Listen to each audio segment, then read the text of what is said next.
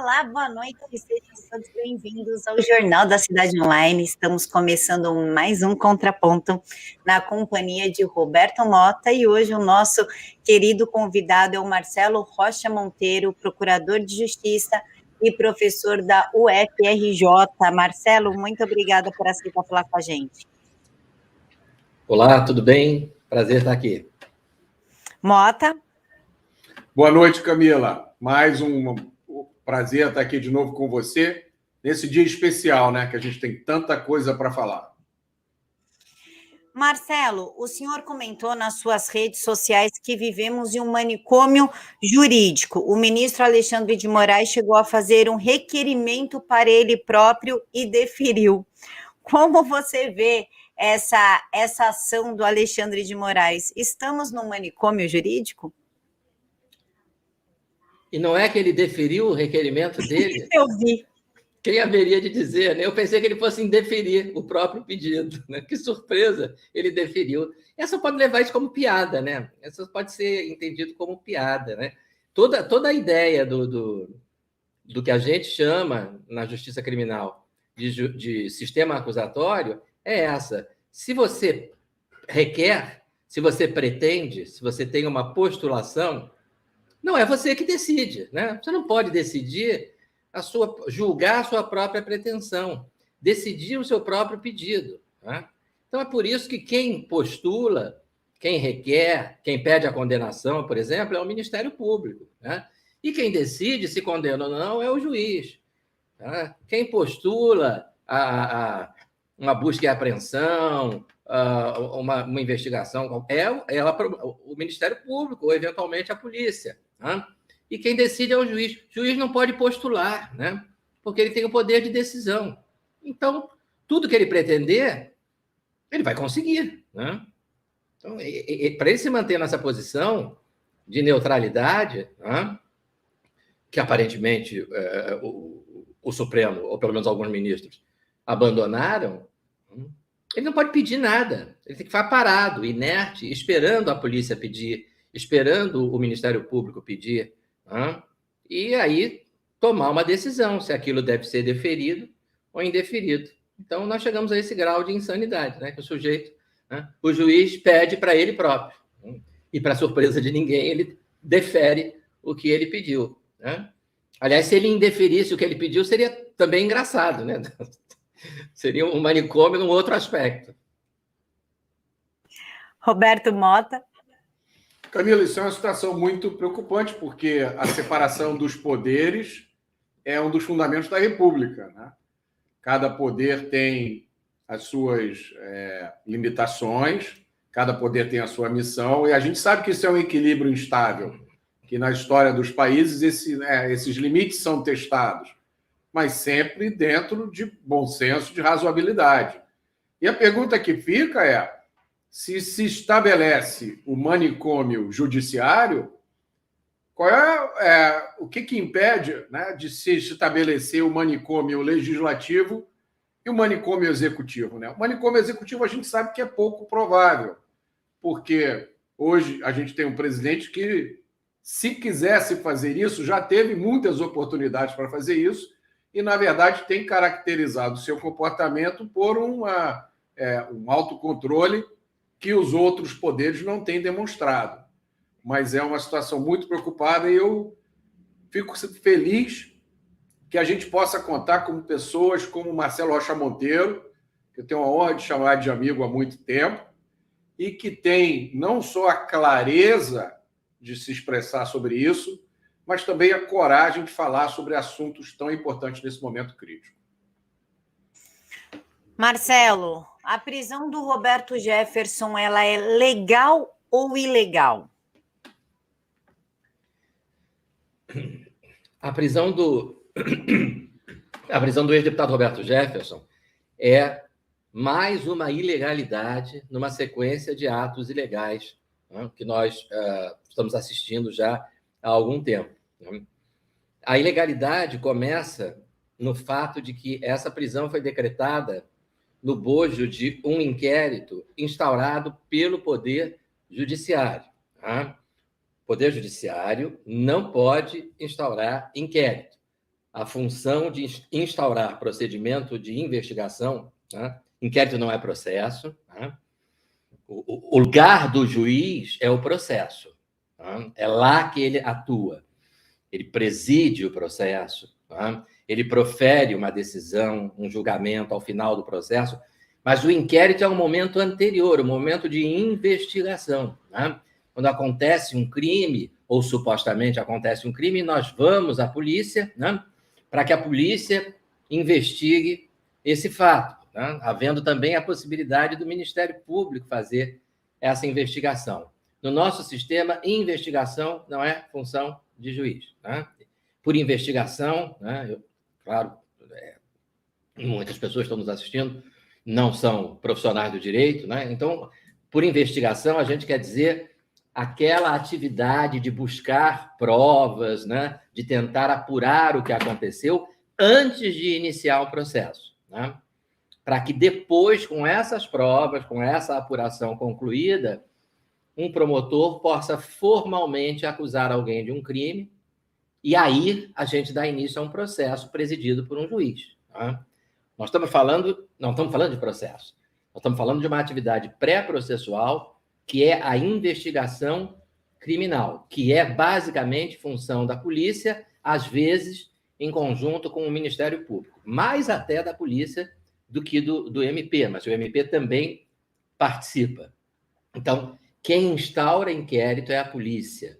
Quem instaura procedimento investigatório criminal é o Ministério Público. O procedimento investigatório criminal é uma espécie de inquérito que não é policial, ele é conduzido por um promotor, tá? Juiz, não. Tribunal, não, tá? O judiciário intervém no inquérito para autorizar algumas investigações que exigem mandado judicial, não são todas, né? A polícia não precisa de mandado judicial para ouvir testemunhas, para interrogar o suspeito, mas precisa para fazer uma busca e apreensão na casa do investigado. Precisa de autorização judicial para fazer uma interceptação da linha telefônica do investigado, né? Precisa de autorização judicial para uma eventual prisão cautelar, né, do investigado. E aí ela vai, a polícia, ou o promotor, ou os dois, vão ao juiz e dizem: nós queremos isso, assim, assim, precisamos da sua autorização. E o juiz, de forma isenta, imparcial, decide. Essa é a participação do juiz no inquérito. Para vocês terem uma ideia, aqui no estado do Rio de Janeiro, inquérito não é remetido a juiz há 30 anos, desde 1991. O Tribunal de Justiça do Rio de Janeiro disse: a gente não recebe mais inquérito. Inquérito vai da polícia para o promotor, se for o caso, volta do promotor para a polícia, e aí vai da polícia de novo para o promotor considera aquilo concluído, faz a acusação formal, que a gente chama de denúncia, aí sim, aí vem para cá, para a vara criminal. Antes disso, nem passa pela mão do juiz, salvo nesses casos excepcionais que eu mencionei. E aí vem um juiz, porque um ministro do Supremo é um juiz, né, e instaura novamente, né, um inquérito, novamente porque já havia instaurado o inquérito das fake news. Foi instaurado por ato de juiz, por ato do Poder Judiciário. Isso é inconstitucional, né? Mas dessa vez tem um agravante, né? Por quê? Porque, na verdade, essa instauração de inquérito para apurar uma suposta organização antidemocrática é uma ficção. O que o ministro Alexandre de Moraes não queria era arquivar aquele inquérito dos atos antidemocráticos. Mas, de acordo com a nossa lei, quando o procurador-geral, como chefe do Ministério Público, pede, entre aspas, um arquivamento, esse pedido, segundo o entendimento do próprio Supremo, é uma mera formalidade. Não há outra saída senão arquivar. Então, muito contrariado, o ministro Alexandre de Moraes arquivou, mas arquivou de mentirinha. Por quê? Porque ele instaurou um outro inquérito com um outro nome, mas que, na verdade, é para apurar os mesmos fatos. Por que o primeiro inquérito foi arquivado? Porque não tinha crime nenhum. Não existe crime de manifestação antidemocrática. Né? Há pelo menos 30 anos, no Brasil, tem comunista indo para a rua com bandeira da foice e martelo pedindo ditadura do proletariado. Ninguém nunca foi preso. Não depois da redemocratização. Né? Porque a democracia permite, ao contrário do que eu li hoje, né, no noticiário sobre a prisão do Roberto Jefferson, né? Alguém disse, eu não lembro se foi um trecho da decisão ou se foi comentário de algum jornalista, a democracia não admite manifestações antidemocráticas. Mentira, admite sim. Né? A verdadeira democracia admite manifestações, por exemplo, a favor do comunismo. Nós temos uns 3 ou 4 partidos comunistas funcionando na legalidade no país. E no programa deles está lá, está se pregando a ditadura do proletariado. Os manifestantes vão para a rua e pedem. Né? Então você pode pedir isso. Pode pedir intervenção militar, pode pedir AI-5. Ninguém tem obrigação de concordar com você em caso nenhum, mas você pode pedir. Não é crime. E como não é crime, é claro que esse inquérito ia ser arquivado, o dos atos antidemocráticos. Só que o ministro não quer apurar crime com esse inquérito. Ele quer fazer pressão política. E aí ele, contrariado, teve que arquivar e falou, vou inventar um outro nome, né, bonito, inquérito para apurar a organização antidemocrática. E que nada mais é senão a continuação daquele primeiro. Então, esse inquérito da organização antidemocrática ele é duplamente ilegal na sua instauração. Primeiro, porque, repito, o juiz não pode instaurar inquérito. E segundo, que ele foi instaurado como se fosse um novo inquérito, mas ele nada mais é, na verdade, do que a continuação de um inquérito que não poderia continuar, porque já tinha que estar arquivado. Então, a prisão do deputado, do ex-deputado Roberto Jefferson, só por esse contexto já seria ilegal. Né? Agora, além disso, tem o aspecto do fato pelo qual ele está sendo preso. Né? Então, o que nós estamos vendo é uma absoluta falta de homogeneidade do critério. Né? A justiça criminal se faz com critério homogêneo. Se eu assaltei um banco, né, e o Roberto assaltou outro banco, né, não se preocupe porque nós não assaltamos banco nenhum, mas né, não é possível que o meu ato seja considerado um crime e eu seja punido, e o dele, que foi praticado nas mesmas circunstâncias, não tem nada. Né? Você, isso aí não foi nada. Tal. Então, hoje, o que acontece no Brasil é o seguinte, nós temos pessoas que fazem ataques, né? Acho que nem sempre o nome crítica é adequado, são ataques mesmo ao presidente da República. Tá? Chama de genocida, por exemplo. Eu tenho dificuldade em imaginar uma ofensa mais grave contra uma autoridade, ou quem quer que seja, do que chamar de genocida. Né? Porque chamar de genocida, você está remetendo a Hitler. Né? Então, é uma ofensa seríssima, gravíssima, uma calúnia. Não tem ninguém preso por isso. Mas se o ofendido for, ou criticado, né? Não precisa nem ser ofendido, for um ministro do Supremo, aí é prisão. Né? Se for o presidente da República, é exercício do direito à livre manifestação. Se for ministro do Supremo, é crime contra a segurança nacional. E uma outra coisa interessante, se a crítica for dirigida ao presidente da República, ou o ataque, é uma crítica ou ataque ao presidente da República. Se a crítica ou ataque é dirigida ao ministro do Supremo, o ministro diz assim, quando ele está me atacando, ele está atacando a democracia. Então, o ministro acha que a democracia é ele, né? Uma coisa assim de Luís XIV, né? L'état c'est moi, o Estado sou eu, né? Não, ninguém está atacando a democracia. O que está sendo atacado é o senhor ministro. Né? Podemos até entrar no mérito e verificar se as palavras ali não foram corretas e tal, mas o alvo das críticas não é a democracia. O alvo das críticas é o ministro Alexandre de Moraes, é o ministro Luiz Roberto Barroso. Né? É preciso definir isso. Né? Então, quando você estabelece que o criticado é aquela pessoa, aquele agente público, aquele ministro, o que acontece? Não dá para prender preventivamente, porque aí você está falando de calúnia, difamação, injúria, crimes que têm penas pequenas e que, por lei, não admitem prisão preventiva. O sujeito vai ser processado em liberdade, vai ser julgado, e aí vamos ver o que vai acontecer. Mas o ministro quer prender rápido. Né? Então, ele diz que é uma organização criminosa digital que age contra a democracia. Né? Não sou eu, diz ele, com aquela cara humilde, né? Não sou eu, o problema não é me ofender. É claro que é, o problema é esse. Né? O problema é a crítica dirigida a esse ministro, mas aí ele não pode decretar a prisão. Então, ele tem que dizer que é uma organização criminosa, digital, da qual o senhor Roberto Jefferson faz parte e que quer derrubar a democracia e instaurar uma ditadura no país. Porque todo mundo que critica o ministro do Supremo quer derrubar a democracia e instaurar uma ditadura. Que é um raciocínio completamente pífio, que serve para justificar essa prisão abusiva, essa prisão ilegal, essa prisão inconstitucional. Depois, se vocês quiserem, a gente fala também sobre esse negócio de organização criminosa digital, que também é fantástico. Não, claro que eu quero. Mota, quer fazer as considerações? Bem rápidas. Eu vejo um sinal, né, do início disso tudo, Camila, no famoso desmembramento, no fatiamento do impeachment daquela senhora que foi presidenta do Brasil. É um ato que foi presidido por um ministro do STF no Congresso Nacional, e era a punição que aquela senhora deveria ter recebido, deveria ter sido perda do cargo e perda dos direitos políticos. E ali, na hora, se resolveu que não é bem assim, perde o cargo, mas mantém os direitos. Mas como assim, companheiro, se está escrito na Constituição?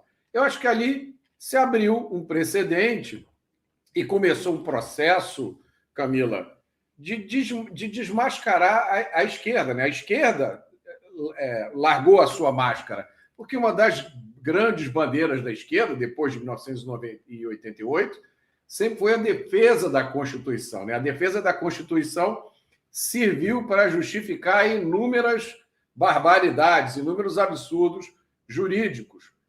E essa defesa foi agora jogada na frente de todo o Brasil no lixo. Eu jamais apoiaria, Camila, uma prisão ilegal, por exemplo, do deputado Marcelo Freixo. Jamais, porque eu sei que uma prisão ilegal do deputado Marcelo Freixo amanhã pode significar a minha prisão ilegal.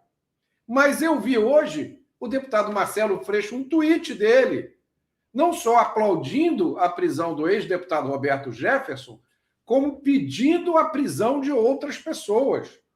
Camila, essa é a visão da democracia da esquerda. Para quem ainda não tinha entendido, é isso que a esquerda chama de democracia. Essa é a visão da democracia que impera em Cuba, na Venezuela, na Coreia do Norte. É uma visão, pessoal, presta atenção nisso, de um país onde, nos últimos meses, milhares de criminosos violentos foram colocados nas ruas, foram soltos, para que fossem preservados da pandemia. É um país onde operações policiais foram suspensas por razões humanitárias, entregando áreas inteiras ao controle do narcotráfico. E agora é nesse país que as pessoas estão sendo presas simplesmente por ter e expressar uma opinião. E isso é gravíssimo. Marcelo, então vamos falar das milícias digitais e das organizações criminosas?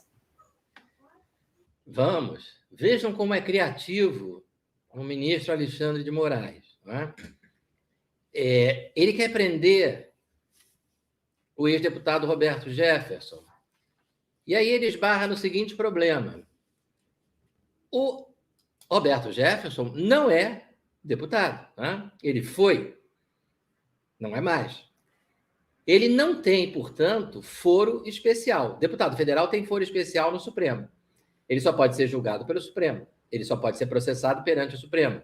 Ele só pode ter a prisão decretada pelo Supremo. Mas se você é ex-deputado, ex-senador, ex-presidente, tá? Você voltou a ser um cidadão comum, quem tem o poder de decretar sua prisão ou não é um juiz de primeira instância. Tá? Que são aqueles juízes, né, que estão lá porque passaram num concurso público, né, estudaram, passaram, né, bem diferente da composição do Supremo. Mas, então, como é que o ministro Alexandre de Moraes vai fazer? Ele quer prender o Roberto Jefferson. Né?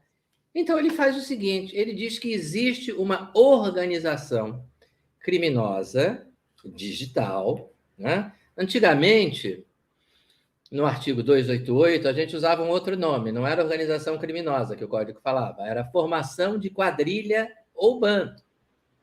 Então, o ministro está dizendo que o Roberto Jefferson faz parte de uma quadrilha, de um bando digital, e que esse bando digital, composto por sabe lá Deus quantas pessoas, tem entre os seus integrantes uma meia dúzia de deputados federais. Opa, deputado federal Se tem deputado federal na quadrilha, então a competência é do Supremo. Perceberam? Então, com essa história de organização criminosa digital, o que ele está fazendo é justificar a competência dele para decretar a prisão de um cidadão que hoje não ocupa cargo público que lhe dê foro especial. Foro privilegiado, né, que o leigo chama, mas a gente prefere falar foro especial ou foro por prerrogativa de função. Né? O Roberto Jefferson não tem. Mas aí você diz, mas se ele faz parte da mesma organização criminosa de quem tem foro especial, então a competência é do Supremo, né, para decretar a prisão de qualquer integrante dessa organização criminosa. É o que a gente chama de conexão, né, ou continência, ou que vocês talvez lembrem no processo do mensalão. O Supremo julgou os 39 réus. Não eram 39 pessoas com foro especial. Tinha lá uns 2 ou 3 ou 4, agora eu já não lembro bem, eu lembro do deputado Valdemar Costa Neto, que tinha foro especial, e mais um ou outro, né? Mas a maioria dos réus não tinha. O próprio José Dirceu, né, não tinha mais foro especial, porque ele tinha sido exonerado como ministro-chefe da Casa Civil e depois tinha sido cassado como deputado federal. Né? Mas eles foram julgados pelo Supremo, por quê? Porque eles faziam parte de uma organização criminosa, nesse caso era verdadeira, né? Essa existia.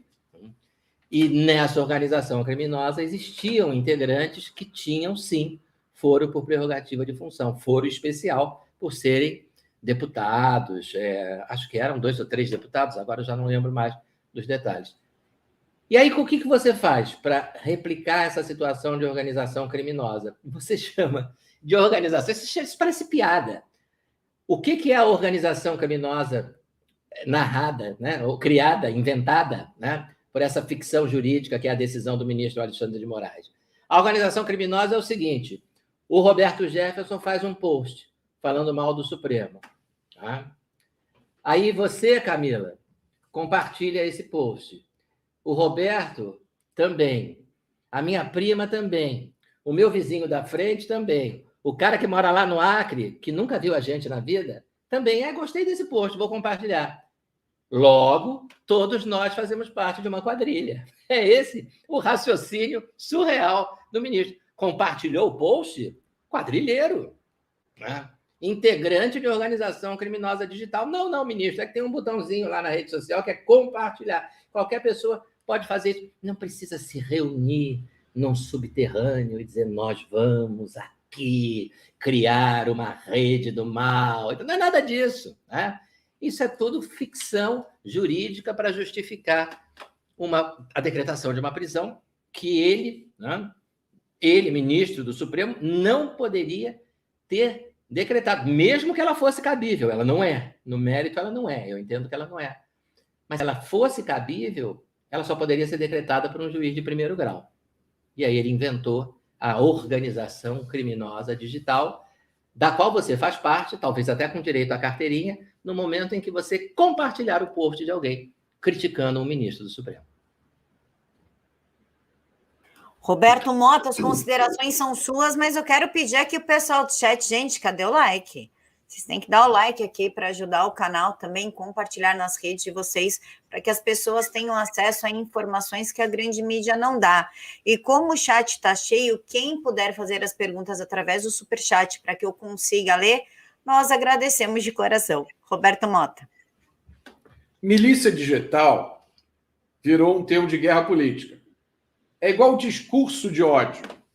São termos que a esquerda usa para desqualificar totalmente qualquer tipo de oposição. A tática não é argumentar, debater, encontrar o meio termo, não é o que eles dizem, o famoso meio termo, nada disso. A tática é destruir totalmente qualquer visão contrária. E olha, Camila, você sabe muito bem disso, a gente está vivendo num tempo em que a grande mídia está em franca decadência. Perdeu toda a credibilidade. Nós descobrimos as redes sociais, nós ganhamos voz, nós aprendemos a nos mobilizar. E aí qual é a reação de quem não quer perder o controle do discurso? Criaram a tal da fake news, as agências checadoras de fatos, que vão checar se a minha opinião procede ou não, criaram essa tal milícia digital e o discurso de ódio. Isso são táticas de guerra política para desumanizar, desqualificar e destruir qualquer oposição ao discurso dominante. Marcelo, o ministro Alexandre de Moraes teria mandado prender o Roberto Jefferson sem consultar os outros ministros do Supremo Tribunal Federal. Mas acontece que na matéria que saiu hoje, se não me engano, na Veja, foi a coisa mais estranha, né, que uma mídia pode fazer, que vê uma pessoa sendo presa por crime de opinião e soltar uma matéria defendendo quem mandou prender.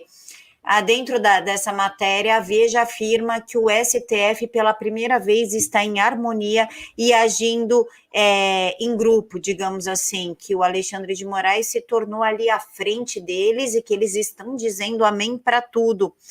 Qual o precedente que isso está abrindo? Eles realmente estão de acordo ou o Alexandre de Moraes está tomando as suas ações e o resto da corte está calada? Isso abre algum tipo de precedente?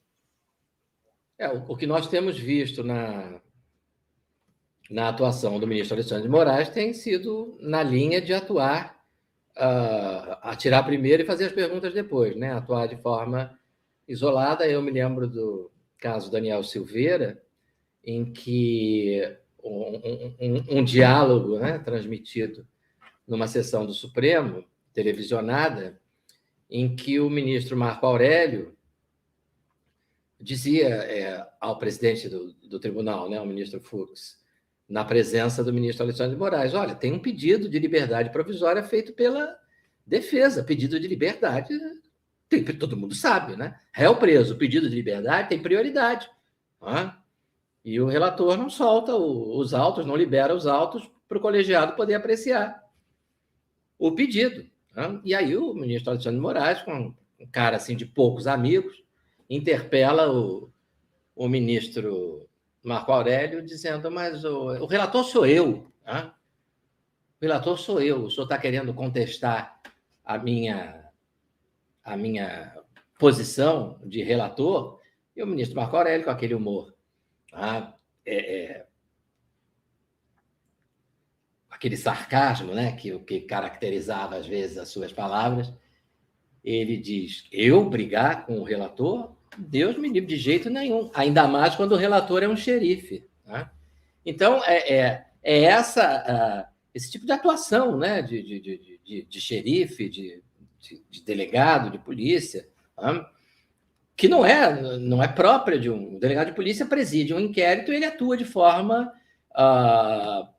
na condução do inquérito, ele atua de forma isolada, ou ele decide de forma isolada. Ele vai dar uma linha de investigação e os investigadores, os detetives, os policiais vão seguir a linha que ele determinar, né? Mas o Supremo não é uma delegacia, né? E o ministro não é o único, o ministro Alexandre de Moraes não é o único ministro do Supremo. Aquilo ali é um colegiado, né? E esse tipo de cautela tem que ser tomada. Tem uma coisa interessante também, né? Nesse caso, que a prisão foi decretada contra o parecer do Ministério Público, né? O Ministério Público deu um parecer dizendo que a prisão era ilegal, era inconstitucional, né? Que a proibição, a ordem de retirada do perfil do ex-deputado Roberto Jefferson das redes sociais era censura prévia, e obviamente né? Você não está falando sobre o que ele já postou, você está dizendo que a partir de amanhã ele não pode mais postar nada. Então, é claro que isso é censura prévia, né? Que a Constituição não admite. Então, mais uma vez, é um conjunto de ilegalidades no bojo de um inquérito que já nasceu ilegal, né? Já nasceu ilegal. Vou passar o microfone para o Mota, mas eu vou ler o comentário do Glaucio, que ficou muito bom. Xandão é capaz de até mandar a PF prender um cão que mordeu sua canela, alegando que, como o cachorro pertence a um político, é caso de foro especial. Mota. Eu não entendo dessa parte jurídica. Acho que o Marcelo está dando aqui mais uma vez uma aula para a gente, para que não reste nenhuma dúvida. O único comentário que eu tenho que fazer é que me espanta sinceramente ver a quantidade de pessoas que têm dúvida em reprovar o que está acontecendo no Brasil. não é preciso que a gente goste da opinião de uma pessoa, nem que a gente goste da pessoa, para defender o direito dessa pessoa de se expressar livremente sem ser presa. Eu não preciso gostar do Daniel Silveira, não preciso gostar do Oswaldo Eustáquio, eu não preciso gostar do deputado Roberto Jefferson, eu posso discordar com eles em tudo, na mensagem, na forma, na ênfase das coisas que eles falam, mas eu não posso admitir que qualquer pessoa seja presa pela sua opinião. Essa me parece uma linha que, uma vez cruzada, Camila, torna a situação do país insustentável. Uma vez que cruzou essa linha, esquece, nunca mais a gente toma de volta. Doutor Marcelo, o Cristiano pergunta o seguinte: gostaria de saber como os membros da PGR-MP estão vendo a atuação do STF. E já vou emendar com uma outra pergunta que fizeram aqui no chat. Peço sinceras desculpas, não anotei seu nome, mas o que nós podemos fazer com essa escalada ditatorial?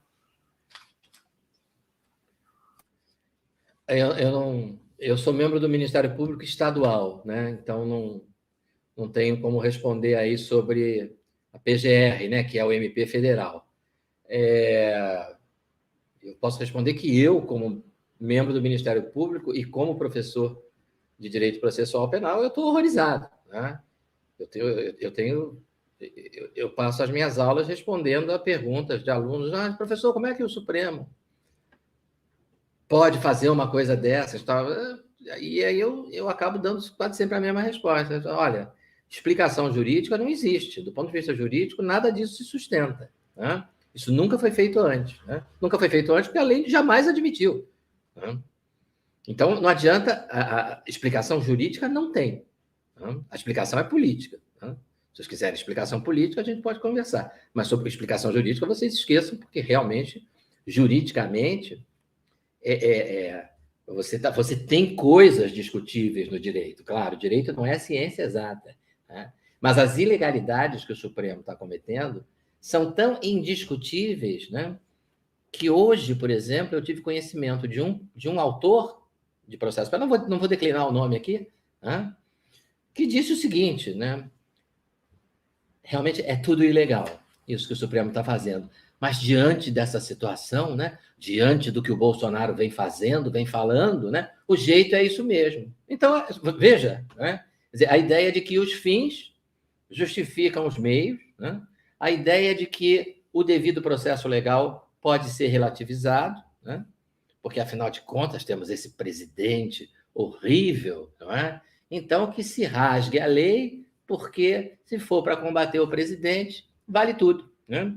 Nós somos bem intencionados, nós somos os progressistas, né? Queremos combater os bolsonaristas malvados. E a lei está atrapalhando, que esse negócio de lei atrapalha, né? Devido ao processo. Quando atrapalha para prender traficante, eles não reclamam, né? Quando atrapalha para prender estuprador, assassino, assaltante, né, eles não reclamam. Eles, paciência, tem que seguir a lei, é mais difícil prender, mas não pode atropelar o devido processo legal. Precisamos ser garantistas, precisamos observar as garantias do réu. Agora, quando é para combater os bolsonaristas malvadões, aí você rasga o código, rasga a Constituição, rasga a garantia do indivíduo, rasga tudo, bola para frente, né? Isso é um raciocínio extremamente perigoso, né?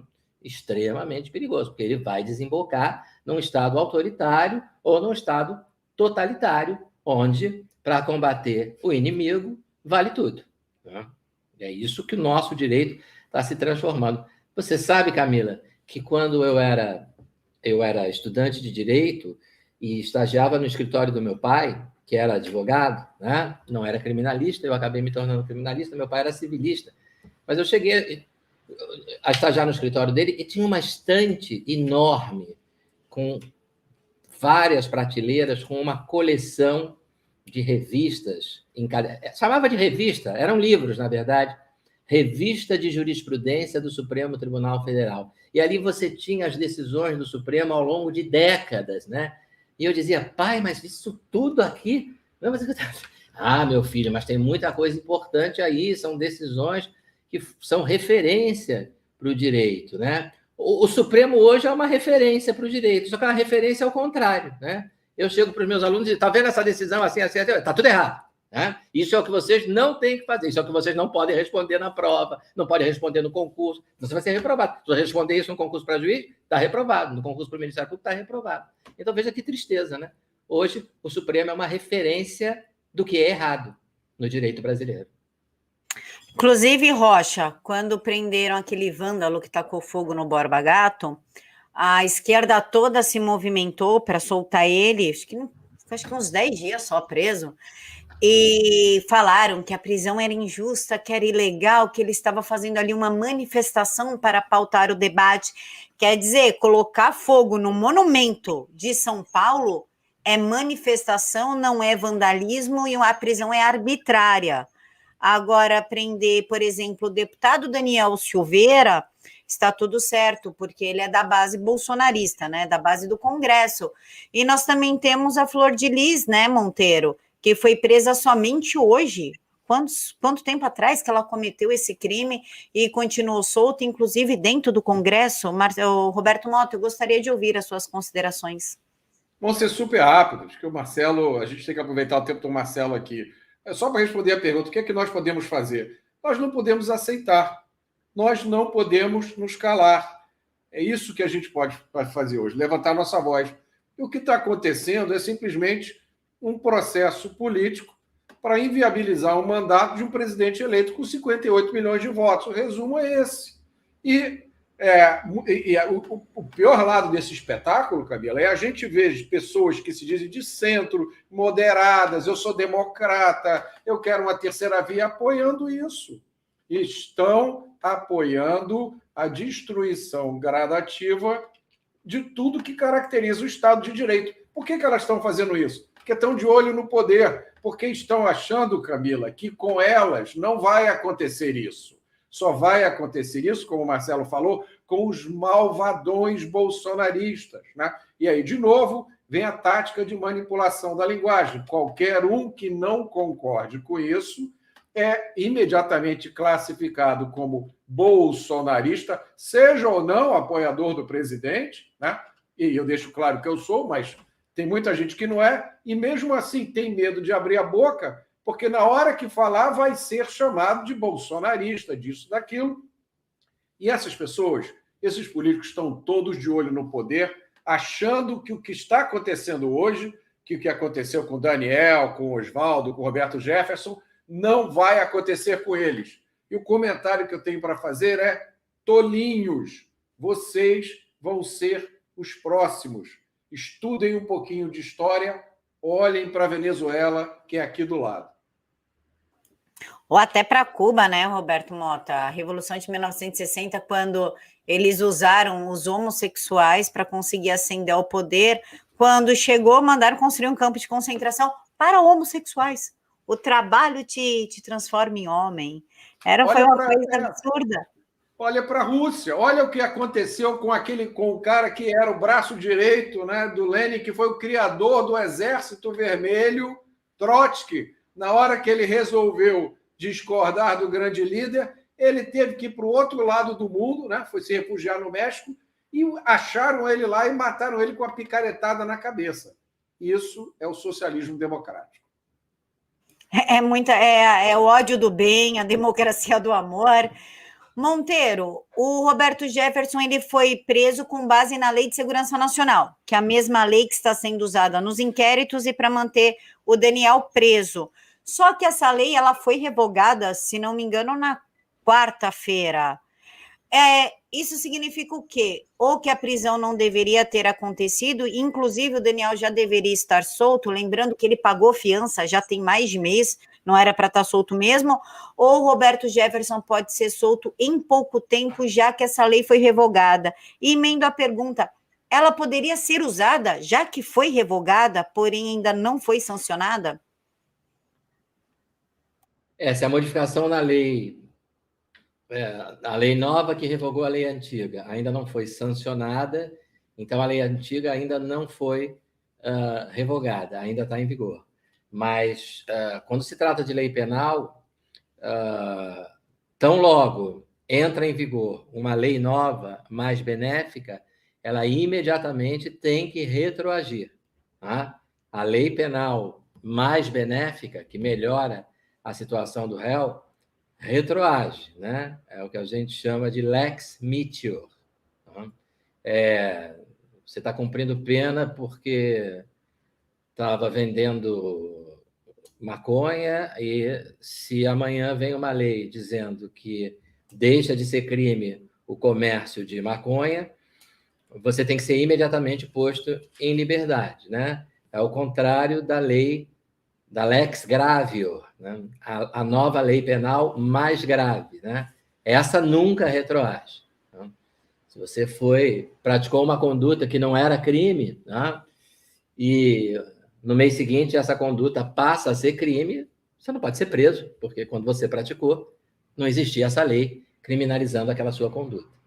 Então, sendo esse o caso, o réu vai ser beneficiado, né, por uma lei. Eu ainda não li, não tive tempo de ler a nova lei que substitui, ou vai substituir, quando sancionada, a Lei de Segurança Nacional. Mas já ouvi comentários não muito favoráveis, né? Não muito favoráveis, porque me parece que é mais um tipo penal aberto. O tipo penal aberto é uma coisa extremamente perigosa, né? Porque crime tem que ser uma conduta definida na lei. Mas quando você fala em definida, é definida mesmo, definida de verdade, né? Se aquelas expressões usadas pelo legislador são muito vagas, né, você enquadra... Outro dia veio uma lei ali de, como é que chama? Violência emocional contra a mulher. Violência psicológica contra a mulher. Então, ali, abalar emocionalmente uma mulher, prejudicando a sua tranquilidade, aí, meu amigo, né? Aí acabou, né? Abalar emocionalmente, né? Como é que é isso? Né? Então, tem que ser uma coisa objetiva, né? Ofender a integridade corporal, né? Matar alguém, subtrair coisa alheia, móvel para si ou para outra, né? Constranger alguém mediante violência ou ameaça a manter relação sexual. Tem que ser uma coisa clara, né? Agora, coisas como atentar contra a democracia. Mas o que é atentar contra a democracia? Falar mal do ministro do Supremo? Né? Falar mal do presidente é atentar... Não, falar mal do presidente não é atentar contra a democracia. E falar mal do ministro do Supremo? Aí é. Mas aí por quê? Onde é que está isso, né? Então, o tipo penal aberto, né, aquele que permite praticamente qualquer interpretação, ele acaba contrariando essa garantia importante que é o princípio da reserva legal, né? De que o crime tem que ser definido na lei, né? E definido efetivamente, né? Não pode ser uma coisa vaga, né? Que admite qualquer interpretação, né? Eu insisto sempre nesse ponto. Lei penal é a lei que manda a gente para a cadeia. Tá? Então tem que ter muito cuidado com isso. Né? Tem que ter muito cuidado na elaboração desse tipo de legislação. Rocha, só para você ter uma ideia, eu não lembro de todos os pontos, né, da nova lei, mas é mais ou menos assim: se você atentar contra o Estado Democrático de Direito, que não está muito claro ali o que é realmente o Estado Democrático de Direito, você pode ser preso. Também pode ser preso por divulgar algumas coisas a respeito de figuras políticas e públicas que não sejam verdadeiras, mas também não deixa lá muito respaldo para a gente saber, por exemplo, se eu posso falar de uma investigação contra algum deputado, por exemplo, ou se só quando ele se tornar réu eu posso abordar. E também não pode falar contra movimentos sociais que eles chamaram de cidadania, movimentos da cidadania, que é, por exemplo, o MST é um grupo terrorista. Então, eu já estou infringindo a lei. Mota, eu gostaria de saber as suas considerações. Camila, a democracia é feita de enfrentamentos. E a democracia brasileira é feita de crises. A crise atual é mais uma crise. Se você for olhar a história do Brasil desde a proclamação da República, né, praticamente uma crise atrás da outra. A diferença agora é que se criou pela primeira vez um espaço político para lideranças de direita, conservadoras e liberais. Eu acho que o momento é grave, mas eu estou vendo alguns comentários aqui. Eu acho que o momento é grave e é um momento, eu não me lembro de quem foi o autor dessa frase famosa, né? É um momento em que os homens de bem precisam ter a mesma ousadia dos canalhas. Mas eu não assino embaixo dessa visão apocalíptica, né? Eu vi um comentário aqui passando, esquece, democracia já acabou, não existe mais nada. Eu não assino embaixo disso. A gente ainda está bem longe de se tornar uma Cuba, uma Venezuela. Nós temos hoje vozes consolidadas, conservadoras, liberais de direita no Brasil, temos lideranças e temos forças econômicas poderosas, uma das quais é o agronegócio. Tá? Nós, hoje, alimentamos o mundo. A gente tem muita gente que gera riqueza e isso não vai ser destruído de uma hora para outra com umas manobras, né, canalhas da esquerda. Então, vamos ter coragem, vamos ter resiliência e vamos enfrentar mais essa batalha. A democracia é assim. Nunca a gente chega numa situação em que agora está garantido, está dominado. A cada eleição sempre existe a possibilidade de ser eleito um canalha, um picareta, ser eleito ou ser nomeado ou passar num concurso. Essa ameaça na democracia é constante. A gente tem que lutar contra ela batalha a batalha. Pessoal, eu estou lendo o chat aqui, né? Algumas, como não são todas o que vocês falam que chegam para mim, mas algumas coisas chegam. E vocês estão falando da relação da Cristiane Brasil com Joyce Hasselman, o fato do Oswaldo Eustáquio ter sido esquerdista, enfim, nem sei se isso é verdade ou se não é. O fato é que não interessa isso. O que interessa é que tem pessoas presas de forma arbitrária, e nós não podemos aceitar isso. Poderia ser, como o Mota disse, o Freixo. A partir do momento que a gente aplaude uma prisão arbitrária, ela vai acabar, uma hora ou outra, ela vai acabar pegando a gente. Então, a questão aqui não é ser esquerdista, ser amigo da tia, do tio, do Zé, não importa. A questão é que nós não temos mais uma segurança jurídica no Brasil. Camila, e aí eu achei importante o seguinte, tem que separar as coisas, não é? Você tem que ser contra a prisão arbitrária, o que não significa que você apoia o que aquela pessoa está falando, que você apoia o comportamento dela. Tem algumas dessas pessoas que foram vítimas de arbitrariedade com as quais eu não tenho nada a ver. E o próprio caso do Oswaldo Eustáquio. Eu não sei quem o Oswaldo Eustáquio é, não sei o que ele fazia antes, como eu não sabia, quando ele começou a surgir, eu nunca me interessei pelas coisas que ele falava, nunca o segui em mídia social nenhuma, mas seja lá quem for, a pessoa não pode ser presa arbitrariamente, gente. Quem concorda com isso está fazendo um jogo dos nossos inimigos. Perfeito, Mota. Faço das suas as minhas palavras. Rocha Monteiro, quarta-feira, Alexandre de Moraes se reuniu com o Rodrigo Maia e com o Rodrigo Garcia, vice-governador aqui do estado de São Paulo, num restaurante aqui dos Jardins, que é uma área nobre do estado de São Paulo, né? Só quem pisa naquela região. E eles ficaram lá por um bom tempo e, estranhamente, à noite, horas após a reunião, o TSE apresentou uma queixa-crime contra o presidente Bolsonaro no Supremo Tribunal Federal, na qual foi acatada, que foi a respeito do vazamento do inquérito sigiloso do TSE lá de 2018. Isso foi combinado? Essa reunião poderia ter acontecido se nós estivéssemos numa democracia, com segurança jurídica? Eu tive a oportunidade de falar sobre isso numa entrevista que eu dei recentemente, onde eu dizia que o juiz tem que ser neutro em todos os aspectos, né? Em todos os processos, em todos os casos nos quais ele atua ou possa vir a atuar. Mas que uma das facetas mais importantes dessa neutralidade do juiz é a neutralidade política. Tá? Quando o sujeito assume a função de juiz, né, de membro do Poder Judiciário, né, em qualquer instância, que dirá na instância mais alta, no tribunal mais alto, na Suprema Corte de um país. Né? É preciso, né, que ele apresente, aparente, né, não só... É preciso que ele aparente, tá? Como a mulher de César, não basta ser honesta, né? Tem que parecer honesta. Né? Então, ele tem que demonstrar a mais absoluta neutralidade do ponto de vista político. Por quê? Porque não é incomum, né, que você tenha órgãos do Estado, né, órgãos do governo, isso na justiça criminal é o nosso dia a dia, né?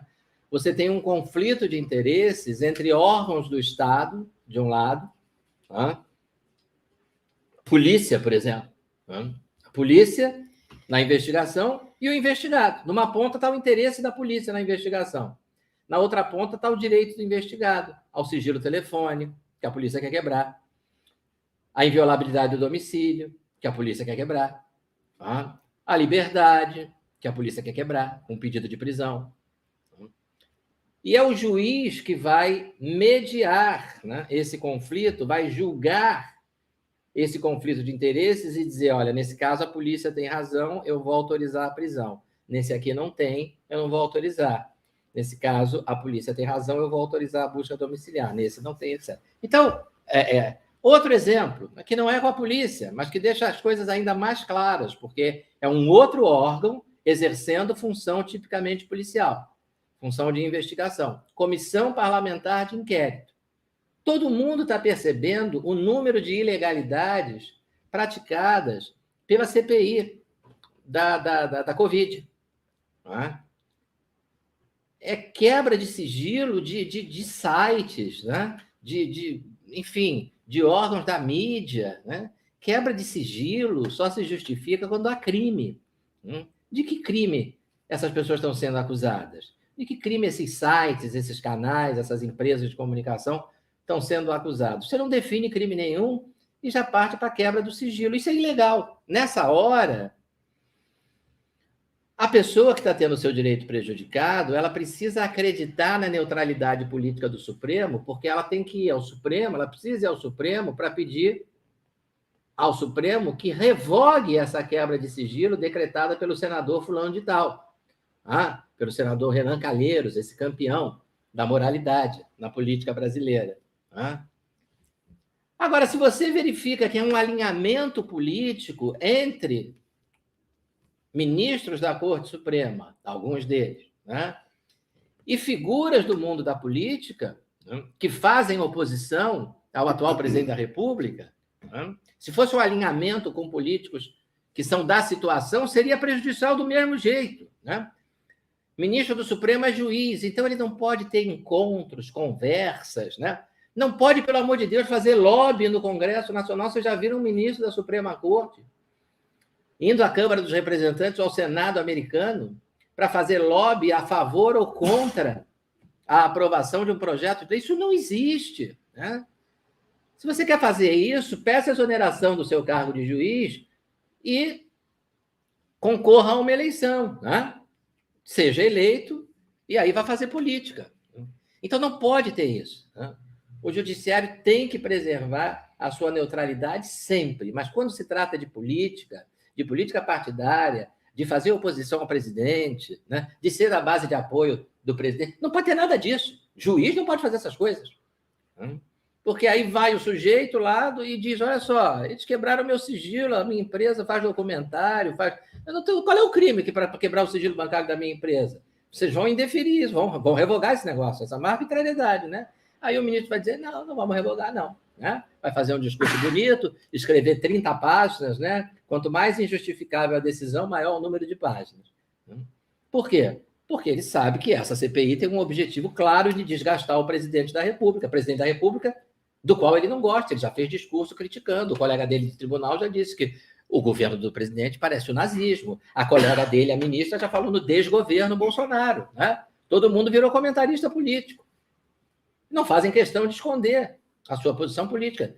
O ministro do Supremo com um perfil em rede social, né? fazendo comentários sobre política. Então, como é que vai ser? Né? O que o cidadão vai pensar? Poxa vida, isso que a CPI está fazendo comigo é uma arbitrariedade. Mas como é para prejudicar o presidente da República e os ministros do Supremo não gostam dele, fazem oposição a ele, eles vão permitir, a CPI vai saber que tem a chancela do Supremo para quebrar ilegalmente quantos sigilos ela quiser quebrar. Né? É péssimo que isso aconteça no direito de um país. Né? Mota, gostaria de comentar? Eu gostaria de comentar agora. Eu vi uma pergunta aqui, não sei se você viu, passou aí sobre a China. Não sei se você prefere. Eu vou emendar com a próxima pergunta do Mensalão. Ah, então tá. Mas se quiser comentar, pode comentar, o Marcelo já emenda. Então vamos. Eu acho essa questão da China inimaginável, inaceitável, insuportável. Todo mundo sabe que a China é um regime autoritário, né? O governo chinês é um governo autoritário que encontrou lá um mecanismo de convivência de um capitalismo, entre aspas, de livre mercado com o regime de partido único, né? Totalmente dominado pelo Estado. A China passou por um soluço agora há pouco tempo, quando interviu, o governo finalmente resolveu intervir nas empresas de educação e de tecnologia. Houve uma queda enorme no valor das ações, e o Ocidente, nas últimas décadas, cometeu, na minha opinião, um erro terrível. Tá? Delegou para a China várias funções críticas de produção da sua cadeia econômica, e confiou que a China ia ser um parceiro legal, vamos fazer na China porque é mais barato. E a gente teve esse grande fenômeno, né, que ainda não foi completamente esclarecido, né, Camila? Essa tragédia humanitária da pandemia, que, pelas últimas informações veiculadas pelo New York Times, teria realmente começado no laboratório lá na cidade chinesa de Wuhan, e evidências de que lá estariam sendo feitas experiências com morcegos, enfim. Isso aí que eu estou dizendo é divulgado pelo próprio New York Times, inclusive as tais agências checadoras de fatos bloquearam, tiraram pessoas das redes sociais por terem falado isso. Quando o New York Times falou isso, não tiraram o New York Times. Então, dentro desse contexto todo, eu acho inaceitável, completamente inaceitável, que um embaixador estrangeiro aqui no Brasil faça qualquer manifestação dessa natureza. E, repito, principalmente porque se trata de um país... Imagine se fosse o contrário. Se fosse o embaixador brasileiro em Pequim manifestando uma posição contrária do governo chinês, apoiando a posição de algum dissidente do regime chinês. O que aconteceria com ele, né? Pois é, o que aconteceria com ele? Inclusive, já emendo aqui a pergunta para o Rocha Monteiro. O Roberto Jefferson falou em tal de mensalão chinês. Se for comprovado que agentes internacionais interferem no país, o que pode ser feito, Marcelo? Emendo com a pergunta que o Mota respondeu. Como você vê a influência do embaixador da China atuando próximo à oposição? Lembrando, Marcelo, que acho que tem em torno de uns 3, 4 meses, eles deram dinheiro para sindicatos aqui. Como é que a gente vê tudo isso? É a mesma ótica daquilo que eu havia comentado sobre o Supremo, né? É a política do vale tudo. Né? Contra o Bolsonaro malvadão, vale tudo. Vale até interferência de ditadura estrangeira. Né? Vale tudo. Vale receber dinheiro da China, vale elogiar um regime pavoroso, como é o regime chinês, né? Com um histórico medonho, né? De 70 milhões de mortos lá, só aí quando ainda sob o comando do Mao Tse-tung, né? Então, uma ditadura que não permite oposição, né? Que não concede liberdade de religião ao seu povo, tem um exército de funcionários do governo só para censurar meios de comunicação em geral, inclusive internet, né? Redes sociais, mas serve, né? É o tal negócio, está sendo útil aqui. Nós aqui somos os bondosos, os iluministas, que queremos combater Bolsonaro, impedir que ele se reeleja, combater o bolsonarismo. Então, a gente está aceitando qualquer ajuda, né, da China, de quem for. Né? Os fins justificam os meios. É a mesma visão, né, que vem destruindo aí o nosso sistema de justiça, né? E que você se surpreende quando vê, como eu já mencionei, né, embora sem dizer o nome, um professor de direito, um autor de livros, dizer, olha, é tudo ilegal, mas é para barrar o Bolsonaro, então está valendo. Né? Tá valendo. Marcelo, então eu já volto com a pergunta para você do Zé Lins, que é muito interessante. Como restabelecer a lei e a ordem se o Estado de Direito acabou? Superaremos imediatamente esse diagnóstico incessante, uma cantilena diária de que ainda existe uma democracia? Antes que eu me esqueça de novo, eu queria agradecer, eu vou ao nosso amigo, eu não guardei o nome, mas que falou que se o sujeito for mordido por um cachorro de um político, o Alexandre de Moraes vai dizer que a competência é do Supremo, porque o dono do cachorro tem foro por prerrogativa de função. Adorei, vou usar esse exemplo nas minhas aulas a partir de agora. Agradeço aí ao autor. Né? Olha, é o que o Roberto falou, né? A gente não pode se dar por vencido, a gente tem que botar a boca no mundo, falar sempre, tá? É isso, a gente não pode passar o recibo de que a democracia acabou, de que isso aqui é uma... A gente tem que resistir a esse tipo de arbítrio, de abuso de autoridade. Né? Hoje eu recebi mensagem de pessoa da minha família, tem uma entrevista minha aí que está rodando, aí rodou o Brasil inteiro, né? E sobre essa questão do Supremo, sobre essas ilegalidades do Supremo. Né? E falou assim, você tem que se segurar, né? A pessoa da minha família mandou, tem que se segurar, tem que se, né, moderar os seus comentários. Meus comentários são moderadíssimos, né? Não xinguei ninguém, não falo palavrão, eu analiso a coisa do ponto de vista jurídico. Né? E digo, isso aqui está errado, né? O ministro está errado, o que o ministro fez não é o que a lei estabelece. Né? Eu falo, desculpa, não vou moderar coisa nenhuma, porque eu sou professor de direito, né? Então, eu não vou, eu vou me manifestar publicamente e não vou falar. Eu sou professor de direito processual penal, que é exatamente, né? É o ramo do direito que se dedica, né, a estudar como é que se prende e como é que se solta. Né? E eu não vou dizer que uma prisão é ilegal, né? Mas foi o ministro do Supremo. E daí? Né? Aí ele exerce um cargo público. Eu também, eu sou procurador de justiça. A pessoa não pode me criticar? Né? Já recebi várias críticas. E daí? Né? Como cidadão, a pessoa pode me criticar. Eu, como agente público, tenho que suportar a crítica. Como cidadão, eu posso criticar. Né? E qualquer autoridade tem que suportar a crítica. Eu não posso caluniar, não posso difamar, não posso injuriar. Né?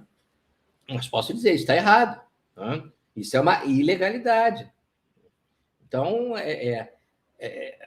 a gente tem que acreditar, né? e que a gente vai continuar exercendo o nosso direito à liberdade, à livre manifestação do pensamento, o direito de criticar qualquer agente público quando entender que ele está errado. Porque se a gente se render, né, aí eles ganham. Né? Eu não posso falar mal de ministro. Né? Do presidente eu posso, mas do ministro do Supremo não posso mais. Aí eu me rendi. Né? Não está nos meus planos me render. É só o que eu posso dizer no momento. Sim, exatamente. Mota, gostaria de considerar? Desistir não é opção. Alguém botou um comentário aqui que eu achei excelente. Gente, não existe lugar para onde correr.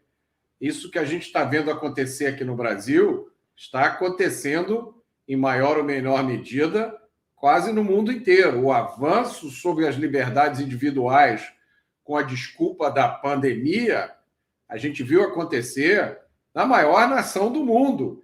A gente viu ano passado os Estados Unidos parar, né? A gente viu começar lá uma guerra à polícia, que está dando resultados catastróficos agora. A gente viu a eleição americana ser influenciada por isso. Hoje existe no mundo o conflito de duas visões. Isso tem que estar claro para todo mundo. E não tem terceira via. De um lado tem a visão de esquerda, a visão coletivista, totalitária, que prega um Estado que interfere na sua vida nos mínimos detalhes. Do outro lado, tem uma visão de direita que privilegia o indivíduo, né, na sua versão conservadora, coloca o indivíduo acima do Estado, o Estado tem que servir ao indivíduo, principalmente com a missão de preservar as liberdades individuais. Você vai desistir, você vai correr para onde? Eu não quero mais, não acredito, acabou a democracia do Brasil. E você vai para onde, companheiro? Vai para a Argentina? Vai para o Chile? Vai para os Estados Unidos? Vai para onde? Não tem para onde correr. A gente não pode desistir dessa batalha de jeito nenhum. Eu adorei a frase, desistir não é opção. E só mais uma observação. Eu considero o Marcelo moderado, sim. É o que eu costumo chamar de moderação com testosterona. É moderação, mas tem coragem de dizer a verdade. Não precisa xingar ninguém, não precisa fazer gesto obsceno. Nem o Marcelo, nem eu temos esse estilo. Eu acho que quando você comete determinados excessos, você está, mais uma vez, fazendo o jogo do outro lado, porque dá aos caras as desculpas mais bobinhas para vir atrás de você. Então, vamos tratar todo mundo com respeito, respeita os adversários, mas tem que dizer, como o Marcelo diz, é ilegal, é inconstitucional, está completamente errado. E eu só tenho a adicionar que, do ponto de vista do jurídico, o Marcelo já disse tudo, do ponto de vista moral, mais ainda, existe o certo e o errado. Nenhuma filosofia política vinda de Foucault, de Marx, seja lá do Paulo Freire, vai acabar com essa distinção entre o certo e o errado. Mota, desistir não é uma opção. Camila, porque se a gente desistir... Oi? Você me permite fazer uma observação? Claro! É porque isso aconteceu comigo ontem, né? E aí eu pensei na importância do que vocês aí fazem, do que você, Camila, faz, né? de trazer num espaço que era totalmente dominado pelos progressistas, entre aspas, né? Trazer a nossa visão, trazer o contraponto, o outro lado, né? Ontem, conversando com um garoto, um rapaz de 20 e poucos anos, tá?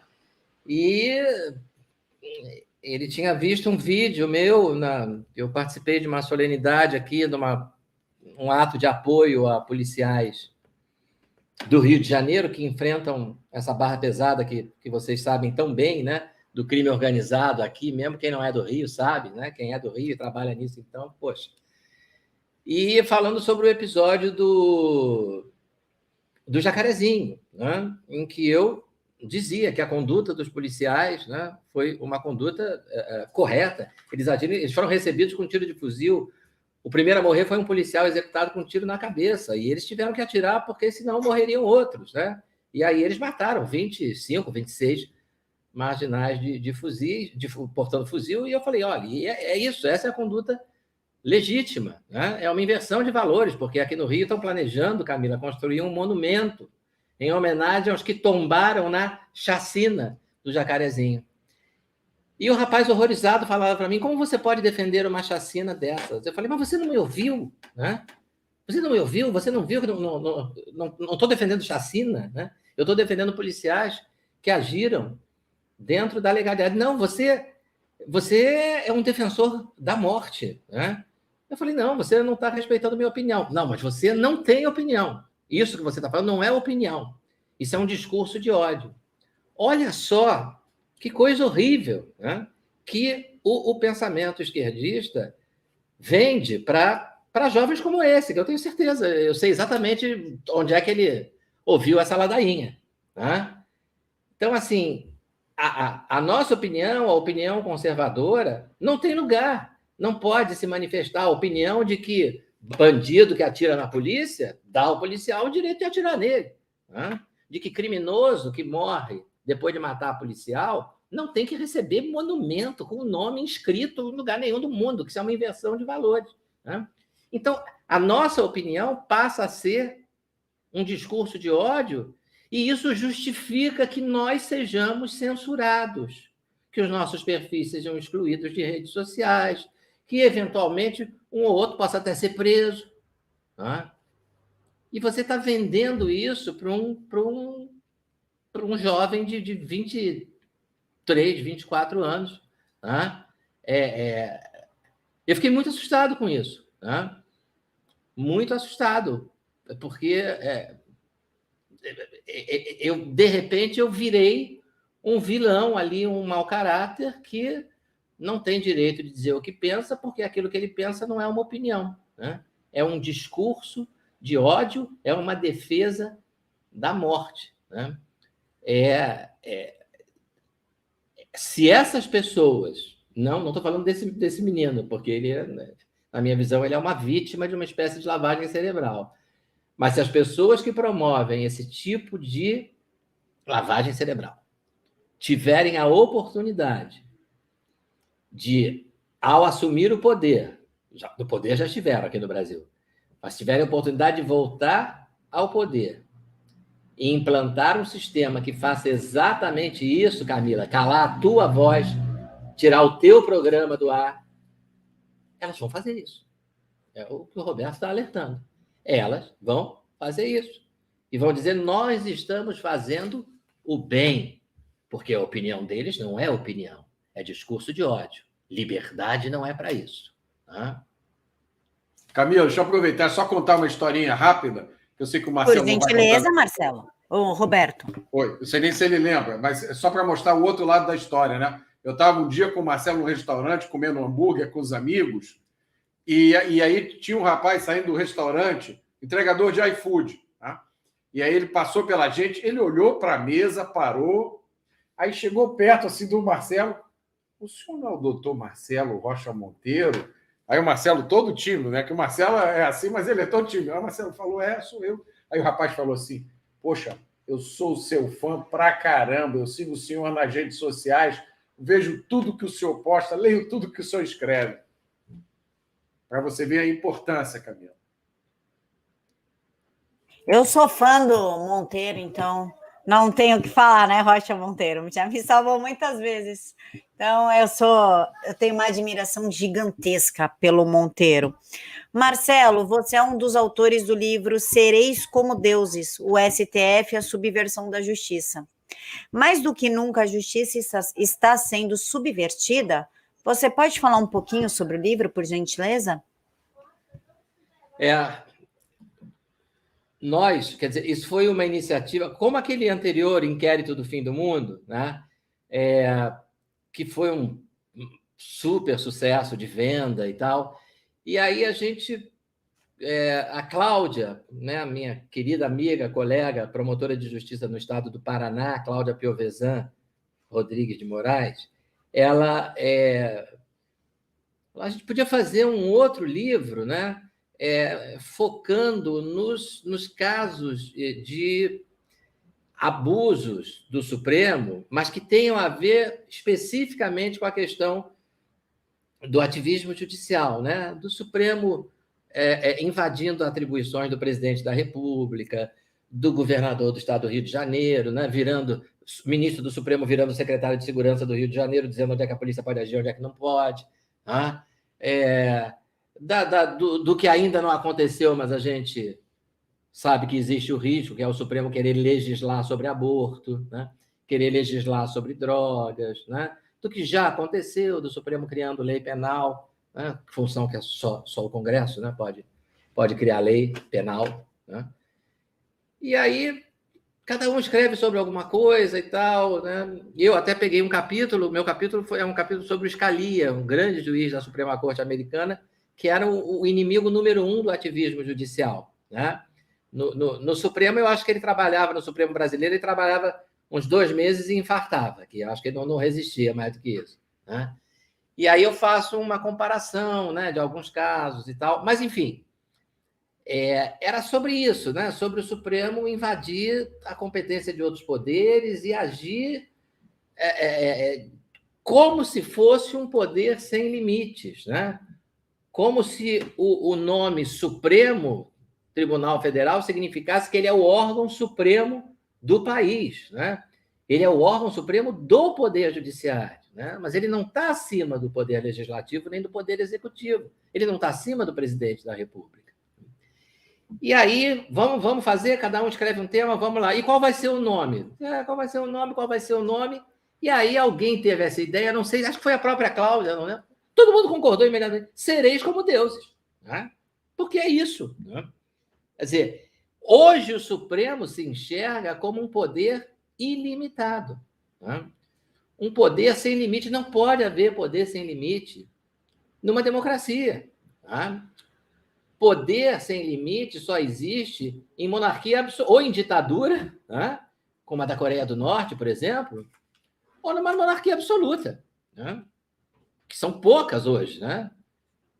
Uma monarquia em que você não tem uma constituição para limitar os poderes do rei. Então, o rei pode tudo. Né? Na Arábia Saudita, por exemplo. Né? Numa democracia, né? Numa república, né? Ou mesmo numa monarquia constitucionalista, né? Todos os poderes têm limites. Né? Eles não podem agir fora desses limites. E o Supremo está fazendo isso. Né? Em questões que algumas até nem chamam a atenção de quem não é da área do direito ou quem não é afetado especificamente por aquela decisão, né? Mas que são espantosas, né?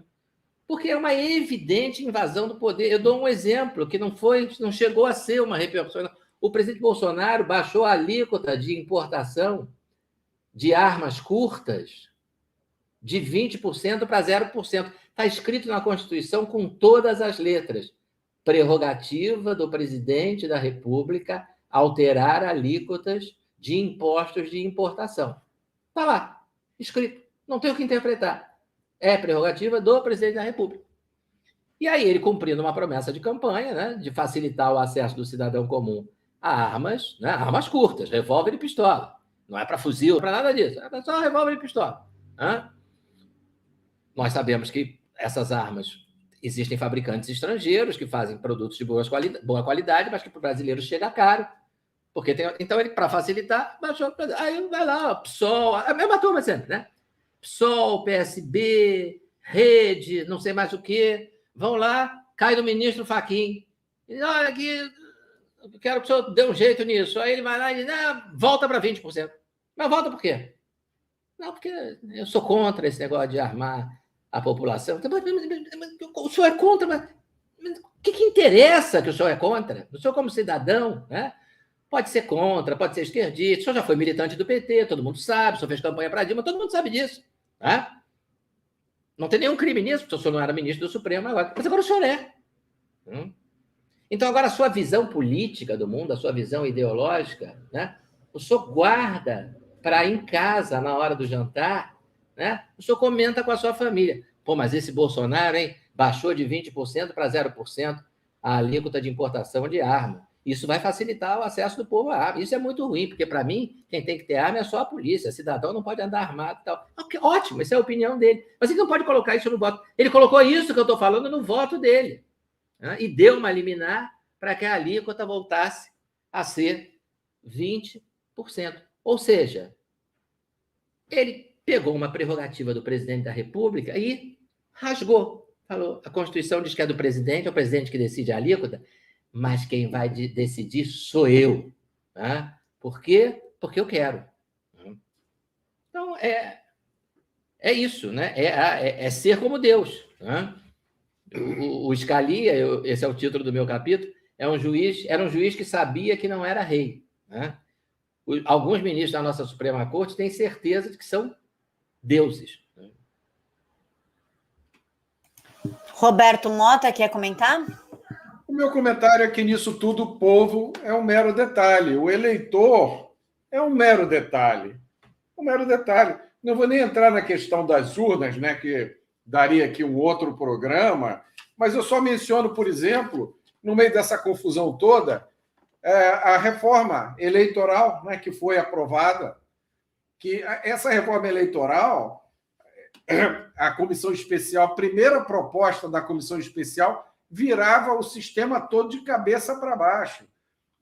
queriam implantar um tal de voto preferencial para presidente da República. E, olha, não vou nem dizer de que partido que veio essa sugestão, porque me causa profunda vergonha, né? Porque foi um partido que eu ajudei a criar.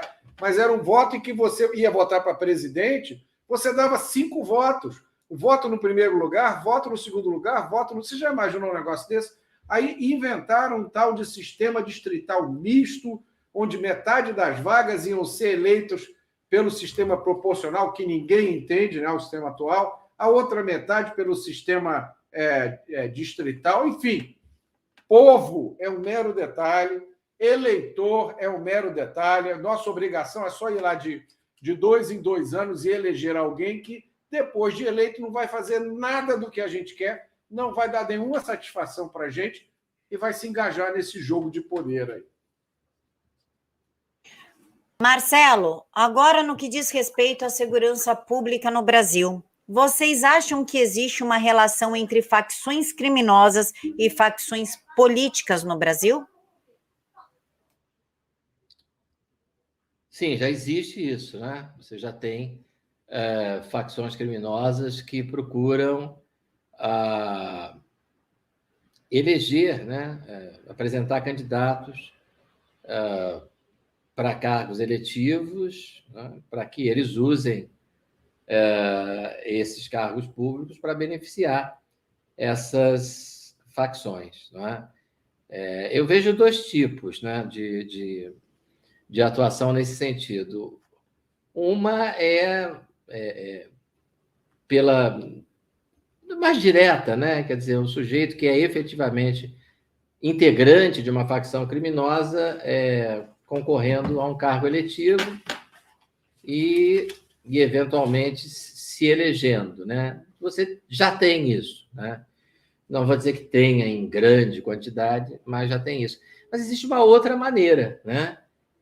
Menos direta, que é você, lá no seu partido, você adota uma linha de atuação que é francamente benéfica a organizações criminosas, né? A gente vê isso com uma certa frequência com relação ao tráfico aqui no Rio de Janeiro, né?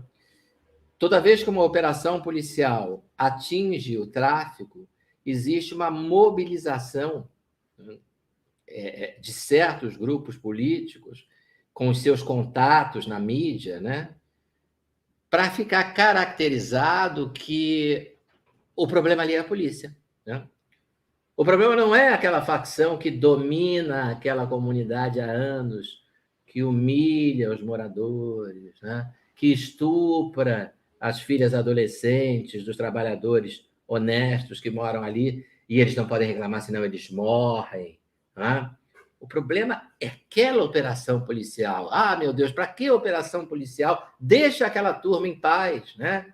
Olha, aí botam as crianças para fazer, supostamente as crianças, para fazer desenho. Olha que malvado, o helicóptero da polícia chegando, atirando, né? Aí embaixo tem a bonequinha da mãe, a bonequinha menor da filha, e aí olhando e as balas caindo do céu. Nem ganha a primeira página do Globo o desenho, né? Meu querido amigo Roberto Mota olhou para o desenho, foi o primeiro a fazer o comentário, né? Disse assim: não estou vendo traficante nesse desenho, né? Publicado pelo Globo, desenhos feitos pelas criancinhas da Maré, por causa da última operação policial. Já tem o quê? Tem uns 2 anos, né? E aí o Roberto olha para o desenho e com aquela inteligência de sempre diz: está faltando traficante, né? Nesse mundo mágico aí não existe o traficante. Existe o helicóptero malvado e um monte de pontinho descendo do helicóptero e chegando pertinho da mamãe e da filhinha, que são os tiros. Tá? O traficante não tem. Tá? Você tem a impressão que o helicóptero está ali se divertindo, atirando em inocentes. Tá? E aí você vende essa visão, né? Faz uma intensa mobilização política e consegue. Olha que coisa, coisa importante, né? Como esse trabalho de mobilização política é importante, né? De guerra cultural, né? Você consegue, com isso, obter do Supremo uma decisão maluca, ilegal, absurda, dizendo: polícia não pode entrar em comunidade durante a pandemia.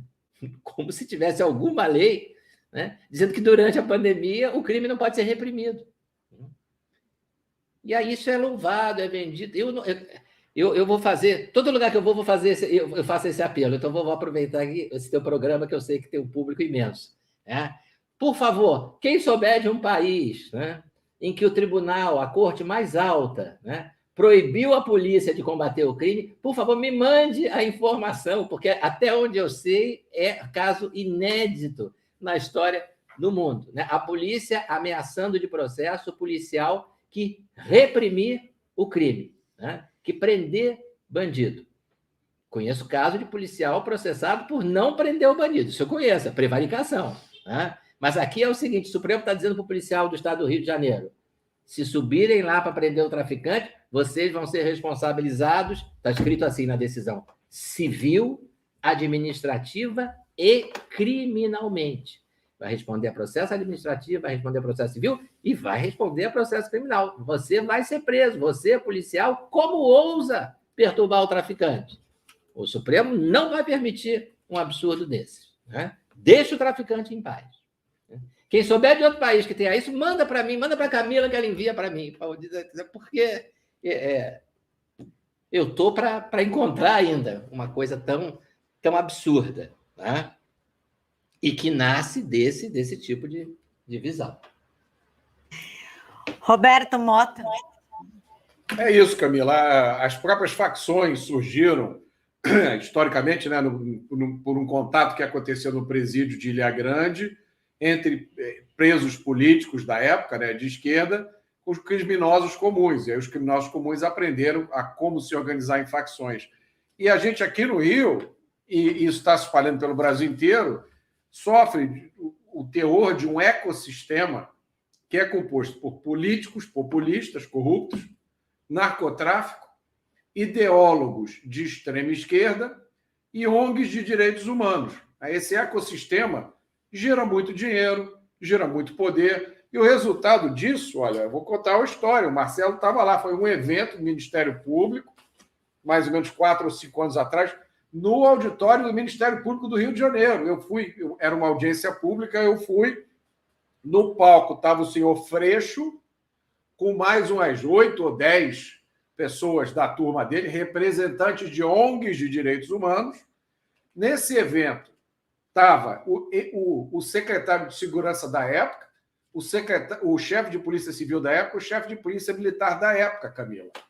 Nesse cenário, o auditório cheio, era um falando após o outro. Primeiro veio o Freixo, depois veio uma professora da UF, depois veio uma senhora da Redes, não sei de onde, e a cantilena era a mesma. A polícia é racista, a polícia é assassina, a polícia é opressora. E aí eu pedi a palavra. Né? Eu, na época, não era nada, hoje continuo não sendo nada. Eu, cidadão comum, eu fui o 18º a falar e eu falei assim, vocês estão loucos. Eu não estou acreditando que eu estou ouvindo aqui. Vocês estão dizendo que o problema é a polícia, o problema é o crime. O problema são os traficantes. Camila, eu quase apanhei. Dentro do auditório do Ministério Público do Rio de Janeiro.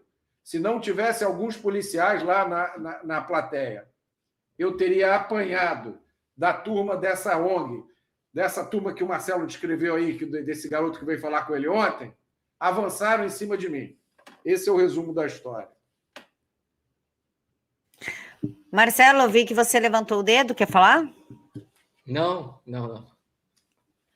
Mas é uma história impressionante. Eu estava nesse evento também e eu me lembro, um outro amigo nosso também estava, e depois do 15º a dizer que o problema é a polícia, a audiência era sobre segurança pública, né?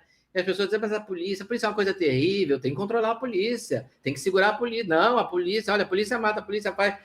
Aí lá pelo 15º a falar isso, o meu amigo, eu lembro que eu ri muito na hora, ele vira para mim assim, com uma cara assim engraçada, e diz, ninguém vai falar do bandido, não? Porque uma audiência da segurança, ninguém vai falar em bandido, né? Ninguém ainda tinha pronunciado a palavra bandido, traficante, criminoso, assaltante, estuprador, mas não tinha falado nada. Ele falou, será que ninguém vai falar? Né? Será que é um detalhe, né? Um pequeno detalhe na segurança pública, é a questão do bandido? Né? É isso mesmo. Só o Roberto foi o primeiro Lá e foi, por essa parte do público, foi execrado, né? Execrado, né? Como a história que eu contei do meu amigo, né? Falou, poxa, mas isso não é opinião, isso é discurso de ódio, é discurso de morte, você defende a morte. Né? Pois é, vivemos num país bandidolatra e agora censurador, inclusive com mídias que deveriam lutar pela liberdade plena de expressão, porque afinal palavras não ofendem e não machucam. Eu tenho absoluta certeza que elas não quebram ossos. Estão falando que a prisão do Roberto Jefferson foi necessária para conter o golpismo de Jair Bolsonaro, que eu ainda não encontrei esse golpismo, não da parte do presidente da República, assim como defenderam também a prisão de Daniel Silveira, de jornalistas, blogueiros e ativistas. Está ficando cada dia mais complicado, mas claro que nós não desistiremos, porque desistir não é uma opção. Eu quero agradecer a presença de todos, muito obrigada, Marcelo, Mota, pessoal do chat que sempre está aqui acompanhando o canal, nos apoiando com tanto carinho e respeito, e quero lembrar vocês que vocês têm hora marcada às 16 horas da manhã para o debate JCO.